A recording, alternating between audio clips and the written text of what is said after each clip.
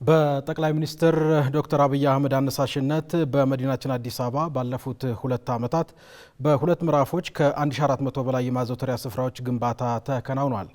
በከተማዋ ባሉት 11 ክፍለ ከተሞች ምቹ ያልነበሩና እድሳት የሚፈልጉ የስፖርት ማዘውተሪያ ስፍራዎች ተሰርተው ለህብረተሰቡ ክፍት የሆኑ ሲሆን በርከት ያሉ ተጨማሪ የማዘውተሪያ ስፍራዎች ግንባታም እየተከናወነ ይገኛል። የኮሪደር ልማቱ ስራ የከተማዋን ዓለም አቀፍ ተወዳዳሪነትም እያሳደገ ሲሆን የኮሪደር ልማቶች ካጎናጸፉት ጸጋ ህብረተሰብ እንዲጠቀምም እየተደረገ ነው። በቅርቡ የአዲስ አበባ ከተማ አስተዳደር ካቢኔ 5ኛ ዓመት 5ኛ መደበኛ ስብሰባ ባካሄደበት ወቅት የሁሉንም ስፖርት መሰረተ ልማቶችን ለከተማዋ ነዋሪ ተደራሽ ለማድረግና ተጠቃሚነት ለማረጋገጥ የስፖርት ማዘውተሪያ ስፍራ አነስተኛ ክፍያ ተመንና በነፃ መጠቀም የሚቻልበት አሰራር ላይ ተወያይቶ ውሳኔ ማስተላለፉም አይዘነጋም።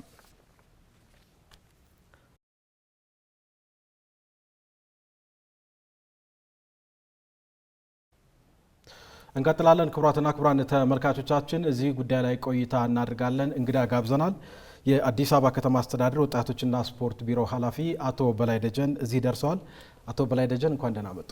እኔም እንኳን ደህና ቆያችሁ። አመሰግናለሁ። እስኪ ቀደም ብዬ ለተመልካቾች ያደረስኩት ዜና ነበረ።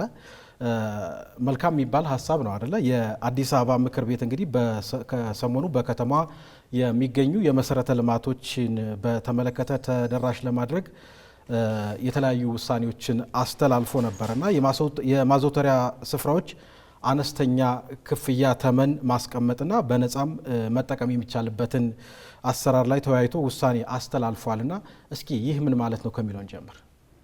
በጣም ጥሩ። እንግዲህ ከለውጡ በፊት ከተማችን ላይ ሲነሱ ከነበሩ የመልካም አስተዳደር ችግሮች አንዱና ዋናው የሁሉም ስፖርቶች ማጠንጠኛ የስፖርት ማዘውተሪያ ስፍራዎችና የመጫወቻ ቦታዎች ናቸው።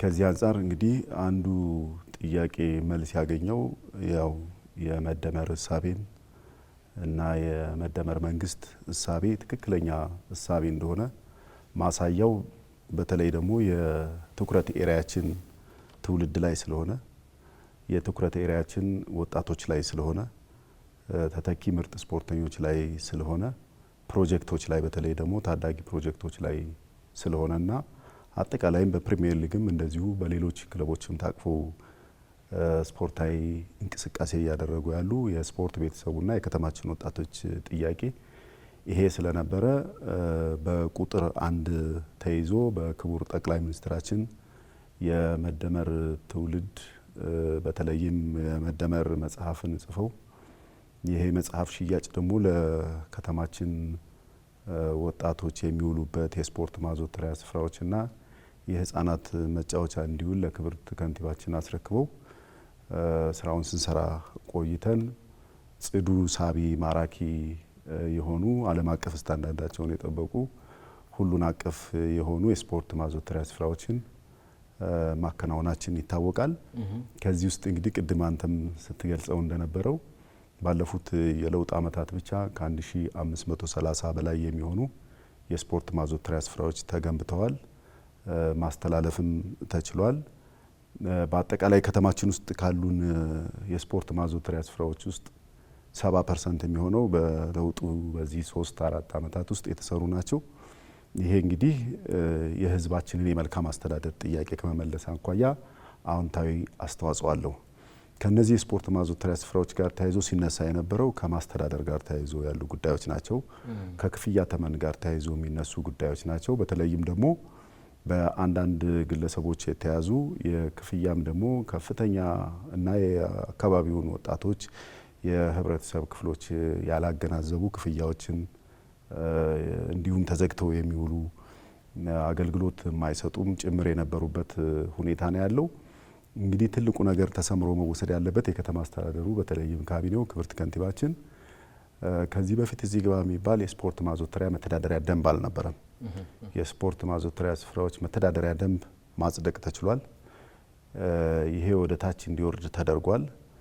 ከዚህ ጋር ተያይዞ ደግሞ የሚነሱት ጥያቄዎች አንዱ ከክፍያ ተመን ጋር ተያይዞ ነው።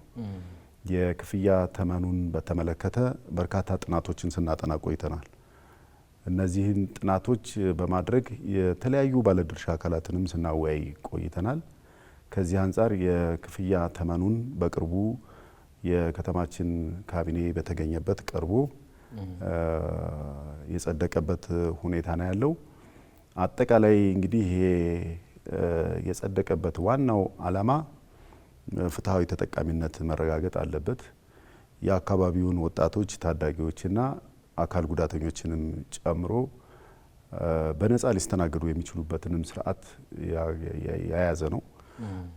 ከፍተኛው ክፍያ በሰዓት ስናስቀምጥኛ እስከ 1000 ብር ነው። ዝቅተኛ ደረጃ ተብሎ ደግሞ የሚወሰደው በሰዓት እስከ 500 ብር ነው ማለት ነው። ስለዚህ ይሄ በየስፖርቶቹ ስታንዳርድ ስፖርት ማዘውተሪያ ስፍራዎቹ ስታንዳርድ መሰረት በሁሉም መስክ ቀርቧል። እሱ ወደ ታች ሰርኩላር ይወርዳል ማለት ነው። አይ ቲንክ በዚህ ሳምንት እናወርዳለን በሁሉም ክፍለ ከተሞች፣ ወረዳዎች። ይሄንን የሚያስተዳድረው ደግሞ ከከተማ ጀምሮ እስከ ታች ድረስ የመንግስት መዋቅር አለ። በተለይም የወጣቶችና ስፖርት ቢሮ እስከ ታች ድረስ ያለውን ያስተዳድራል፣ ይመራል። በአዋጅ የተሰጠው ስልጣን ነው። ስለዚህ አይ ቲንክ ሲነሱ የነበሩ ጥያቄዎች በተለይም ደግሞ እኛ እንደ መንግስት የገነባናቸው የስፖርት ማዘውተሪያ ስፍራዎች በኮሪደር ልማትም ጨምሮ የሰራናቸው ዓለም አቀፍ ስታንዳርዳቸውን የጠበቁ ወደፊትም አይ ቲንክ ኢትዮጵያ የኦሎምፒክ ውድድርንም ጭምር ልታስተናግድ የምትችልበት እንደዚሁም የካፍ የ2029ንም ክቡር ጠቅላይ ሚኒስትራችን ወደ ከተማችን ወደ ሀገራችን እንዲመጣ እያደረጉት ያለውን ጥረት ግብ ለማሳካት የሚያስችል በቀጣይ ደግሞ በተለይ ታዳጊዎች ላይ ፕሮጀክቶች ላይ እኛ ከተማ ብቻ በበጋ በክረምቱ ሳይሆን በበጋ ወራት ብቻ ከ22500 በላይ የሚሆኑ ታዳጊዎች በ20 የስፖርት አይነቶች ታቅፈው እየተንቀሳቀሱ ያሉበት በፕሮጀክት ነው ያለው።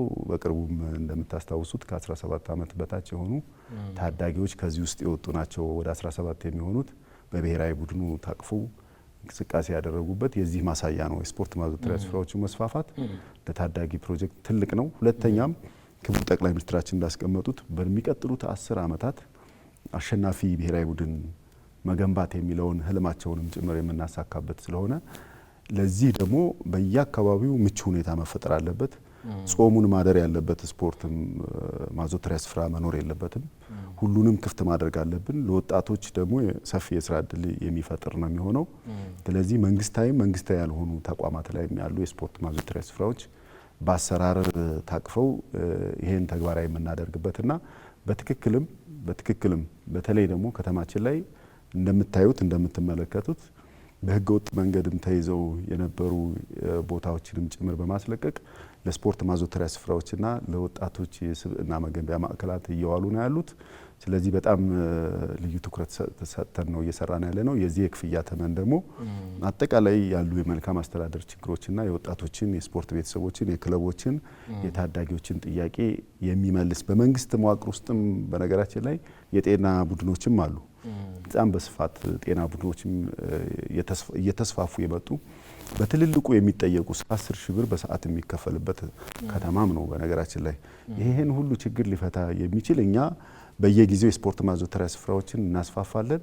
የገበያ ሁኔታው እየተሻሻለ የሚሄድበትንና ተተኪ ምርጥ ስፖርተኞች በሁሉም ዘርፍ እንዲፈጠር ትልቅ አስተዋጽኦ ያለው ስለሆነ በትክክልም ይሄ በዚህ አጋጣሚ የክብርት ከንቲባችን ሚና በጣም ከፍተኛ ነው። እሳቸው ከመጀመሪያው ጀምሮ ስቲል እስካሁን ድረስ እያንዳንዱን ጉዳይ በመከታተል በመደገፍ በመቆጣጠርም በመገምገምም ካቢኔ ላይም እንዲቀርብ በማድረግም ስፖርት በትክክል ወንድማማችነትን፣ አብሮነትን፣ እህትማማችነትንም ጭምር ህብረ ብሔራዊነታችንንም ጭምር የሚረጋገጥበት ስለሆነ ተተኪ ምርጥ ስፖርተኞችንም ከመፍጠር ባሻገር ትውልድ ላይ ህፃናት ላይ ወጣቶች ላይ መስራት የወደፊት ሀገር ተረካቢ የሆነው ትውልድ የሚረከበው ስለሆነ ከዚህ አኳያ ትክክለኛ ነው ብዬ ነው የምወስደው። ጥሩ። ሜዳዎቹ በአዲስ አበባ ከተማ ሜዳዎቹ ከተሰሩ በኋላ በዋናነት የሜዳዎቹ ሚና እንግዲህ የከተማዋ ነዋሪዎች እንዲጠቀሙበት ነው ዋነኛ የመጀመሪያው ዓላማ። ህብረተሰቡ ደግሞ እነዚህ ሜዳዎች ደግሞ እንዲጠቀም መጀመሪያ ዋጋውን ፌር ማድረግ፣ ዋጋውን መቀነስ፣ ከዛ ቀጥሎ ደግሞ አቅም የሌለው ደግሞ በነፃ እንዲጠቀም ሁለተኛው አማራጭ ነው የሰሞኑ ውሳኔያችሁና ትክክለኛው መቼ ነው የሚጀምረው? አሁን አንደኛው ዋጋውን መቀነሱ፣ ሁለተኛው ደግሞ በነፃ የከተማዋ ነዋሪዎች እነዚህ ሜዳዎች የሚጠቀሙት ትክክለኛው ቀን መቼ ነው የሚጀምረው? በምን መልኩስ ይህንን ውሳኔ ለማስተዳደርስ አስባችኋል እናንተ? በጣም ጥሩ። እንግዲህ መቼ ነው የሚለው በአጭር ጊዜ ውስጥ ነው። ሰሞኑን ሰርኩላር ለሁሉም ክፍለ ከተሞች በዚህ ሳምንት እናወርዳለን እስከታች ወረዳ ድረስ። ሁለተኛ ግንዛቤ እንፈጥራለን። መድረኮች ይኖራሉ፣ ከወረዳ ጀምሮ በዚህ ዙሪያ መድረኮች ይኖራሉ። ስለዚህ በአጭር ጊዜ ውስጥ እንተገብራለን። ሁለተኛው ከነጻ ተጠቃሚዎች ጋር ተያይዞ የሚነሳው በተለይ ፎከስ የምናደርገው ታዳጊዎች ላይ ነው። ታዳጊዎች በአካባቢያቸው ላይ ተደራጅተው እንቅስቃሴ የሚያደርጉ ታዳጊዎች አሉ። ሁለተኛው ደግሞ በአካባቢው ላይ መክፈል የማይችሉ ወጣቶች ሊኖሩ ይችላሉ። ሶስተኛው በተለይ ስፖርታዊ እንቅስቃሴ የሚያደርጉ የአካል ጉዳተኞችና መስማት የተሳናቸው ዜጎቻችን አሉ። እነዚህ በቀጥታ በነፃ እንዲጠቀሙ ለማድረግ የሚያስችል ክራይቴሪያዎች አሉ። በተለይም ደግሞ አቢዩዝም ሊደረግ ይችላል ብለን ነፃ ብለንም ሁሉንም ልቅ ካደረግነው እዚሁ ጋር ተያይዞ በነፃ የሚጠቀሙት እነማን ናቸው? እነሱን የአካባቢው ነዋሪዎች አሉ፣ መዋቅር አለ፣ የመንግስት አደረጃጀት አለ። ከዚህ አኳያ ክራይቴሪያ ወጥቶ የሚለዩ ይሆናል ማለት ነው። ታዳጊ ፕሮጀክት እንደሚታወቀው የተደራጁ ናቸው። ታዳጊዎች፣ ህጻናት ክፍት ነው ለነሱ ማለት ነው አካባቢያቸው ላይ። እንደዚሁም ደግሞ የአካል ጉዳተኞች ልዩ እንዳውም በልዩ ሁኔታ የትኛውም አካባቢ ላይ የሚጠቀሙበትን አሰራር እንዘረጋለን ለነሱም ቢሆን ማለት ነው። የተቀመጠው በየትኛውም ጊዜ እነሱ በነፃ የሚጠቀሙበት ነው። ወጣቶቹ አካባቢና መሰል ጉዳዮች ጋር ግን ተያይዞ መክፈል የማይችሉ መሆናቸውን ደግሞ የማረጋገጥ ስራዎች ይሰራሉ ማለት ነው። እሱን አድርገን በነፃ የሚጠቀሙበት ሁኔታ ይኖራል። ከዛ ውጭ ደግሞ እነዚህ ሜዳዎች የተሰሩት ሜዳዎች ደግሞ ሜንቴናንስ ያስፈልጋቸዋል፣ እድሳት ያስፈልጋቸዋል፣ አፕግሬድ ማድረግ ያስፈልጋል። በየጊዜው የከተማችን ሁኔታ ደግሞ ተለዋዋጭ ነው። እሱን የሚመጥን የስፖርት ማዘውተሪያ ስፍራዎች ያስፈልጉታል፣ የሰው ኃይል ያስፈልገዋል። ስለዚህ እነዚህ ሁሉ ነገሮችን ደግሞ ለመጠገን ገቢ ማስገባት አለበት። ስለዚህ ከዚህ አንጻር ራሱ የሚችልበት እና በየጊዜው አፕግሬድ እየተደረገ የሚሄድበትንም ስርዓት ለማመቻቸት ራሱን የቻለ አሰራር ስላለው በዛ መንገድ ተግባራዊ እናደርጋለን። ምናልባትም በዚህ ዙሪያ ላይ ደግሞ አልፎ አልፎ ሊያጋጥሙ የሚችሉ ችግሮች ካሉ እንኳን ከታች ጀምሮ እስከ ላይ መዋቅር ያለን ስለሆነ በዛ መሰረት ክትትል፣ ድጋፍና ቁጥጥር እያደረግን ምን እያስተካከል የምንሄድበት ለዚህ ስራችን በዚህ አጋጣሚ የሚዲያ አካላት ደግሞ ከጎናችን ሆነው የከተማችን ወጣቶች ከጎናችን ሆነው ወደ 38 የሚጠጉ ፌዴሬሽኖችና አሶሲዬሽኖች አሉ ለኛ ከተማ ውስጥ። ከዚህ በፊት እንደምታስታውሰው የስፖርት ማዘውተሪያ ስፍራዎች አብዛኞቹ የምናስተውላቸው የእግር ኳስ ሜዳዎች እንደዚሁም ደግሞ የአትሌቲክስ ነው የሚታይ የነበረው። በጣም ደስ በሚል ሁኔታ ይሄ ኮሪደር ልማትና ለውጡ ያመጣው በጣም ኢንተርናሽናል የሆኑ የማይታወቁ በህብረተሰቡ ዘንድ የማይታወቁ የስፖርት አይነቶች አሉ። አሁን የስኬት ቦርድ የሚባለው እንደዚህ አይነት እንቅስቃሴ የሚደረግበት ስፖርታዊ እንቅስቃሴ አልነበረም። እነዚህን የተሰሩበት ዓለም አቀፍ ስታንዳርዱን የጠበቀ ትራክ በተለይም ከንጦጦ እስከ ፒኮክ እየተሰራ ያለው ደግሞ ትራክ እንደዚሁ በጣም ትልቅ የፒያሳ ላይ ደግሞ የአራዳ ፓርክ ብንመለከት ስፖርት አሬና የተሰራበት የ3 በ1 የ2 በ1 ሁሉንም የስፖርት አይነቶች የሚያስተናግዱ አዳዲስ የስፖርት ማዘውተሪያ ስፍራዎችም እየተሰሩ ነው ያሉት። ዓለም አቀፍ ስታንዳርዳቸውን የጠበቁም የውሃ ዋና ገንዳዎችም ጭምር እየተሰሩ ያሉበት ከሱ ጋር ደግሞ ኢንተግሬትድ ተደርገው አብረው ያሉ የአምፊ ቲያትሮች አሉ፣ ፕላዛዎች አሉ።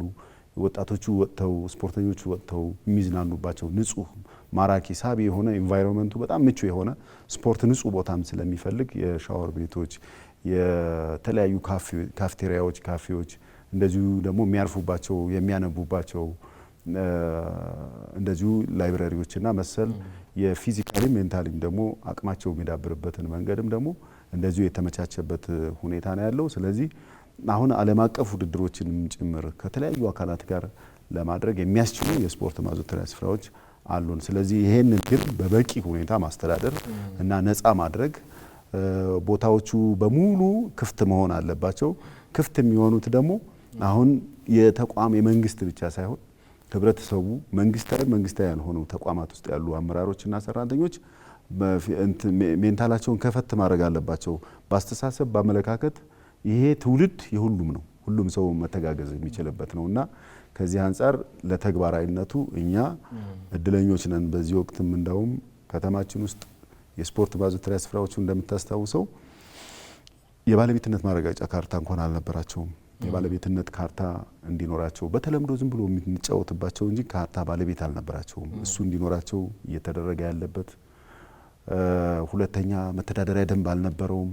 መተዳደሪያ ደንብ መኖሩ፣ የክፍያ ተመን መኖሩ፣ መመሪያዎች መውጣታቸው በትክክልም ዘመኑን የዋጀ እና ለአፍሪካ ተምሳሌት የሆነች ከተማ በትክክልም አዲስ አበባ የአፍሪካ የብልጽግና ተምሳሌት ለማድረግ በስፖርቱ የተጀመሩት በስፖርቱ የነበሩት ስብራቶችን ለማስተካከል እየተሰራ ያለው ስራ አንዱ ማሳያ ስለሆነ ለዚህ ደግሞ የከፍተኛ አመራሩ የትኩረት ኤሪያ ስለሆነ ለከፍተኛ አመራሩም ለክቡር ጠቅላይ ሚኒስትራችንም ለክብርት ከንቲባችንም በዚህ አጋጣሚ እንደ ተቋምም እንደ ከተማችን ወጣቶችን እንደምንመራም የስፖርት ቤተሰቡንም እንደምንመራ ታዳጊውንም እንደምንመራ በጣም እናመሰግናለን። በተለይ ደግሞ ሊመሰገን የሚገባው ህዝቡንና ወጣቱን እንደዚሁም ደግሞ የስፖርት ቤተሰቡን እንደ ህዝቡንና የስፖርት ቤተሰቡን መንግስትን እንደ ድልድይ ሆኖ ደግሞ እያገለገለ ያለው የስፖርት ጋዜጠኞች ማህበርም ትልቅ አስተዋጽኦ አላችሁና